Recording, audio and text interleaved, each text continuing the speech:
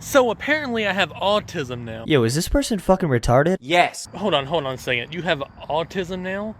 Apparently, that's what other people are saying. Before people start whining and crying in the comments like little baby bitches, I want to make this abundantly clear. I have zero issue, and I mean zero issue with the word retard. Like, you can't make the ableism argument here because Tim G is very adamant about the fact he doesn't have autism. But you could make the argument he does have mental illness. Well, I'm a cute little kitty. Somebody's the girl. That's my new song. What in the holy grace of God is that? I also think it's perfectly acceptable to edit clips of Leafy calling him retarded, because despite being unable to crack a decent punchline himself, he actually really enjoys Leafy's style of commentary. Literally! So I consider myself doing a service to him. He's back on Twitter as well. Twitter unbanned him, which is the most glorious thing ever because literally watching him on Twitter is a riot.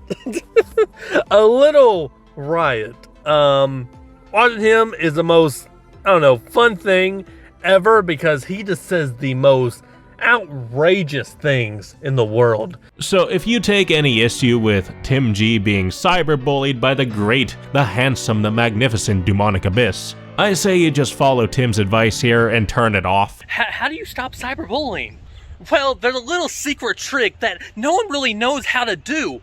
You just turn it off. Sometimes you get to a point where you hear dumb take after dumb take, and as a commentary channel, which is what I am, you gotta whip out the belt and discipline your unruly child who is throwing temper tantrums, drooling all over the floor, smearing shit on the walls.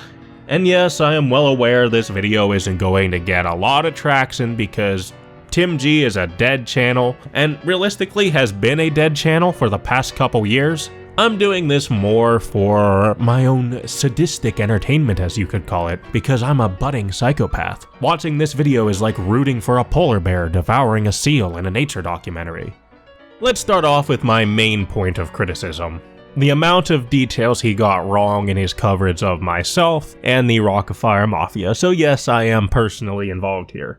So for a little bit of background, my channel received 3 fraudulent copyright strikes. This was over a copyright troll claiming to own artwork they did not have the rights to. Basically, if you're willing to take the risk of being prosecuted in a court of law for perjury, you can make a fake account and lie to YouTube saying someone is re-uploading your copyright content, and YouTube will apply a copyright strike to your channel. A copyright strike is not permanent, and it can be appealed and removed as long as you prove that you own the rights or that your content is protected by fair use. This is a legal procedure, not a YouTube procedure. Because I am in the partner program, YouTube gives a grace period for me to fight these copyright strikes before the channel actually gets terminated. There was a risk of my channel getting deleted, but it was a very small risk because obviously the artists are on my side. My channel was, however, disabled, meaning I was gag silent and unable to upload anything while I was in the process of fighting the strikes. Pikolov was happily celebrating the attack on my First Amendment right and rooting for me to get deplatformed. Ironically enough, my channel was actually reinstated on April Fools, so Maddie and I made a video goofing on these idiots. Guys, it is with a heavy heart that I must announce to the world that the Rockafire Mafia has won. My channel has been completely deleted. All 2,000 subs that I've worked years and years to grind, poured my heart and soul into building this community, wiped away in the blink of an eye. I don't think I'll ever be able to recover from this. The Mafia has won. April Fools, you little sucker! Can you believe it? Dude's channel was reinstated. Tim G, on the other hand, pushed a false narrative that would actually inadvertently help the Mafia. Well, it would help them if he had a following of people who took his words at face value. Fortunately for myself and the victims, who are mainly minors that have been preyed upon and doxxed by these Mafia weirdos, Tim G does not have a following. So, Dewmonic Abyss has his whole channel back. It's not terminated. It apparently just came back. YouTube came back and said, you know what? All 3 strikes are gone. So now he's back making videos again. And the first thing that he thought about is going after these same people that made him and his whole group a nervous wreck in the first place. You know what? My first video back, I'm not going to take the high ground. I'm going to go after them and make jokes again. Yes, that will show them that you're better. I don't know. He comes off as incredibly patronizing here, acting like I was shaking in my boots, about to tie a rope around my neck, and I was absolutely traumatized by these copyright strikes, or a nervous wreck, as he referred to. See, that right there is an image I could imagine Travis, who is the Rockefeller Mafia godfather, that's an image I could imagine him pulling out his greasy micro dick and whacking off to. It's very bizarre for Tim to act like he understands my emotional state, because that was a time I was actively promoting a message of strength, a message of never giving up, a message of always pushing forward. Was it horrible for my channel to get disabled and my address to be doxxed all over social media? Abso-fucking-lutely. But I never took it as a victim lying down. I fought it every step of the way and actively put forth the effort to fix my channel. Tim G, on the other hand, is entirely projecting, because a while back he was making videos going after Molly May, and Molly filed copyright strikes on his channel. Tim G took it like a bitch and he refused to fight them, despite the countless times I was telling him, appeal it, you're gonna lose your fucking channel. He could have very easily filed appeals, or emailed the YouTube legal department and explained the videos were fair use. And 2 years later, because he refused to heed my advice, he's still making videos complaining about the fact he lost his original account. My whole channel got destroyed. It didn't just get deleted, it got destroyed. Like, you don't understand how many strikes it had at the end of it. It had like 6 or 7. Like, it was destroyed by this lady 2 times over. And the worst part about it is, because of all that happened, I was gone for so long. And the worst part is, when I came back, I was coming back for vengeance. I was coming back for blood, okay? Unfortunately, everybody had alliances, so everybody told me not to. But literally, like, I was out for blood when I came back, okay? Like, I was gonna come back for vengeance that is just taken away from me. I couldn't even do that, you know, because like I said, when I came back, everybody had alliances again. Like, no. We're cool with her now, okay?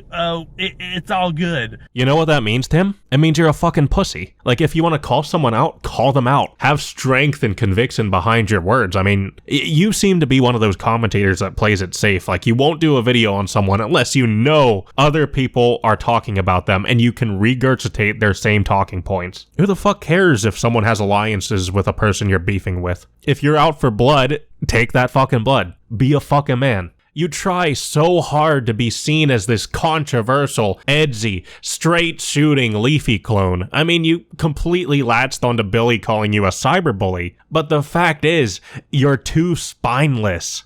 Well, you cannot make this stuff up. You would think after all of this that occurred, and this was a close call as well. Like, a very close call. It could have went either way. You decided to do the same exact thing that you almost got your whole channel taken down for. Tim G is completely brain dead here. I mean, he's acting like it's my fault that someone decided to abuse the copyright system. And by the way, that person wasn't even Mafia. Like, they were allied with the Mafia, but Travis and Pika weren't behind it. Like, at most, they were accomplices. I mean, they encouraged it, they celebrated it, and they took advantage of the fact they could get my address from it. Aside from that, though, I am not a spineless bitch like you were back when you lost your channel. When you got those copyright strikes, you cucked, you folded. With the Mafia, David Ferguson has attempted to get nudes and hit on multiple, and I mean multiple, underage girls, while Travis is actively doxing and bullying minors. It's not about views or gaining subs or whatever the fuck people try to boil it down to. I mean, if you look at my social blade, I am gaining subs every single fucking day. What this is about, it's about principle. I never monetized Rockefeller Godfather or any of the pedo stories I've covered, and realistically, the Mafia are pretty irrelevant. Talking about them doesn't gain me the same type of views I'd get from talking about Critical, or Point Crow, or other mainstream topics. Hell, even if I were to talk about Fector in either a positive or negative light, it would gain more views than talking about the Mafia would. The reason why I actively call these people out is because I care about justice, and I care about accountability. If I were to be a little baby bitch, raise the white flag, betray my friends, and all the the people looking up to me come crying to Travis, take down all my videos, and beg for him to stop. I know for a fact that would be enough for him to cease fire. I mean, I know this because another spineless bitch already accomplished that. But I don't care what these people try to do to me. Like, I have been stalked, I have been doxxed, and they flat out went after my livelihood. This is something you sign up for when you become a YouTuber, and you gain more and more followers. There's always a chance of there being a crazy fucking person in the batch. I've talked to actual victims of the rampant pedophilia problem in the Rockafire community, and some of them are genuinely counting on me to give their stories a platform. If you don't care about that, that's cool and fine. I can't force you to. But me personally, I will not yield from my mission, no matter what bullshit people like you try to put on my plate.